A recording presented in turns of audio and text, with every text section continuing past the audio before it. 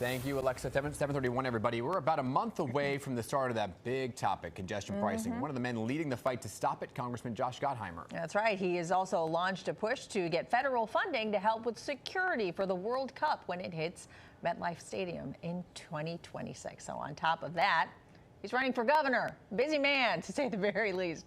Congressman Gottheimer is joining us live here in the studio this morning for the first time. Great to have you here. Great to see you. Thanks for having me. So thanks for taking the time. You drove in this morning. I did. You didn't have to deal with no congestion pricing. No congestion tax. Right? Yeah, but exactly. I mean, it's about to start in about a month. I would have gotten whacked with $9 more to drive here to see you, plus on top of the 17 to drive over the GW Bridge. Yeah. And you're still, it's outrageous. Yeah, you're still fighting it. Where are we with the lawsuits? So there's nearly a dozen lawsuits out there. In fact, the state of New Jersey last week was before a judge about their case. There are many. The New York Teachers Union case is coming up. I think a hearing in early December.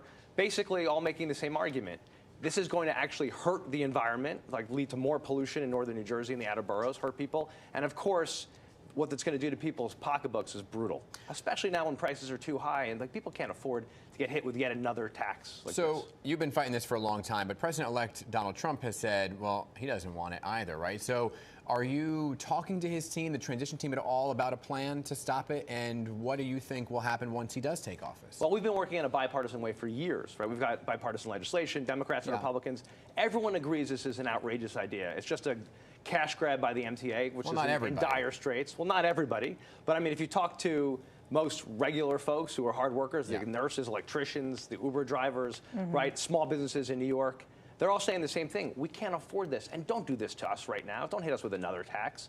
And the MTA, listen, is bleeding out. I get it. They're the worst managed mass transit system in the country. I don't know if you saw this. They lost now. They put in this new intercom system. It doesn't it doesn't work. They don't respond to the calls. It cost them about $250 million. Right? They just keep blowing dollar after dollar instead of investing smartly for the future. And then they're looking at people like in the outer boroughs in Jersey to pay for their mismanagement. And to boot, not only cost more dollars, you're talking about $2,500 a year of a new tax for folks, but it's going to lead to more pollution in northern New Jersey and the outer boroughs because it'll shift the traffic patterns.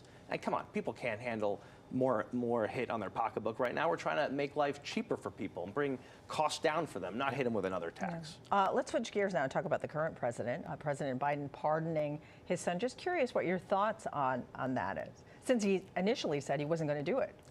Listen, I understand, and it's as a father, you turn around and realize that your son is being prosecuted for political reasons, right, and being treated differently because he's the president's son. And that's what happened here, right? I mean, and you talk to any federal prosecutor, they never would have treated him this way, but for the fact that his dad's the president of the United States, and he's a major drug addiction over the years, and clearly you treat people with those addictions differently than you would prosecute somebody like this. This was just all politics.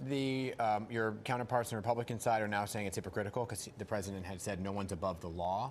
They're now saying President-elect Donald Trump is saying, well, what about the January 6th rioters? Should they be pardoned as well here? So is this now kind totally of a Pandora's box being open? One's an insurrection and an attack on the United States, and one is somebody who has had a long history with drug addiction. I mean, to compare them is ridiculous. What we need to do here is move forward, and I think get back to focusing, and we all should, on the issues that matter, which is actually things like making sure we stop the congestion tax, focusing on making life more affordable for people, and really working together, moving the country forward. And I think this is a important close to a certain chapter that was just politics, and I think we should move forward. Yeah. Well, let's talk about something big coming to New Jersey, the World Cup. You're pushing for federal funding. Can you talk about that for us? So listen, I can't wait for the World Cup. It's going to be huge for the region. You're talking about 1 million people coming here, 14,000 jobs, billions of dollars of economic opportunity for the area. But one thing that is, of course, we should always pay attention to is making sure we keep our families safe, right? Not just all the guests and the athletes, but everybody in the area. And it's an incident, like places like this have incidents. We know there's been, I think, more than 70 terrorist threats and attacks over the years at major sports arenas. I don't know if you saw what happened in Florida, in Miami with Copa, and it got out of control there. We need to make sure we have security. And what I don't want, given this is a federal, national, great, exciting event for the country, is for New Jersey to get whacked with tens of millions of dollars in security costs. This should be a tier 1 event, just like the Super Bowl, which means we bring in a lot of resources, right, to help to cover for threats, for security threats, or coordination between federal, state, and local law enforcement, and keep everybody safe. And that's why we're asking for $65 million for New Jersey and hundreds of millions of dollars for the country, anywhere there are stadiums and where there's going to be games. Yeah, hopefully New York is part of that too, because New York and New Jersey are doing this collaboratively. Always right? coordinate. That's why we work together, which is why they shouldn't whack us with a congestion tax. Okay, We should coordinate on transit. Right, everything comes back to congestion. Let's talk about your race for governor right now, right? Okay, it's a crowded field, and let's talk about you mentioning costs a lot, congestion pricing being one thing, right? But everyone's looking to the next governor and really just their pocketbooks and their wallets. It's cold out this morning. It costs a lot of money to heat your home, right? So you want to lower utility costs, you want to lower taxes, you want to lower costs all around. How? By the way, they just raised New Jersey utility costs 16%, they announced. Right, so what can you do as governor? It's outrageous. Well, you need an all-the-above energy solution. You can't just...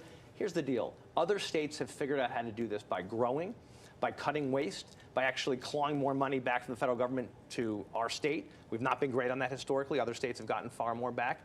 If we actually look at this and have a comprehensive approach on all angles, like there's other states that literally have cut taxes recently. We can cut taxes, we can lower costs. But the bottom line is you actually have to take a full look. I'm not going to give you every answer today. I'll give you a coming attraction. I'm just giving you a little here. I'm going to have a big plan for you. You'll have me back. I'll talk about it. You will come back. We're going to have plenty of plans. We're plenty of actually plans that we're going to release coming up. But the bottom line is it's doable. And you actually, I've taken on some of the toughest problems, right? And I've solved them, right? And working together to get this done. We can get this done, but the bottom line is I got back from my last diner stop yesterday. I'm on a 21 county diner tour. Every diner I go to, every family I talk to, it's the same thing. We can't afford rent. I can't afford utility bills. I can't afford my health care, my child care. We've got to take this on. Right, so how do you, I know you're not going to give it all away today, but even the cost of New Jersey Transit, does that fall under your purview? In terms of, because the rates just went up. But what's happening with New Jersey Transit? Like, people are paying all this money and they're not getting a return for their dollar, and a good enough return for their dollar, I believe. So you actually have to look at costs, you have to look at expenditures, you have to claw more money back, you have to cut the red tape and waste. But the biggest thing is you have to grow, you got to get more jobs. I'm going to go door to door to get jobs to Jersey, because other states have done this, right? You've got to make the pitch. We've got an amazing state. Our pizza and bagels are better than New York and anywhere else in the country. We've got the best, smartest people, great eds, great schools. We've got beaches and lakes. We've got amazing, so much going for us, right? We've got incredible history with life sciences and financial services and ecotourism. We can do it all. We got to grow. Yeah. That's the best solution, is you got to get more jobs in. I'm going to fight. We're going to probably take a bunch from New York. I hope you don't take it personally. We're going to take jobs from New York, from Pennsylvania, from around the country, back to Jersey, and we're going to grow. Okay. We have so much more we'd love to talk to you about. We've unfortunately run out of time, but make sure you come back. I'll be back. Yeah, thanks for taking the time. Thanks for having me. It was fun. Took you a long time to get in the studio. I've been on with you a million times on the little Zoom box. I'm very excited to be here in person. Great to have you here, Congressman, all right?